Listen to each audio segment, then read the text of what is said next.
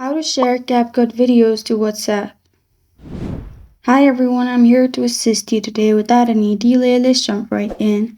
First, open CapCut. After you've edited your video, click on the arrow at the top right corner of your screen and save your video. After your video is saved, open WhatsApp on your device.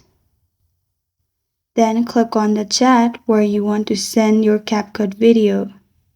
Then at the bottom, click on camera-like option. In here, select the video you saved earlier. Then press on Send at the bottom right corner of your screen and the video will be sent. This is how to share CapCut videos to WhatsApp. Thank you for joining me today. If this video helps you out, please leave a like and subscribe for more. Got a question or want to suggest a topic? Comment below. Thank you for watching.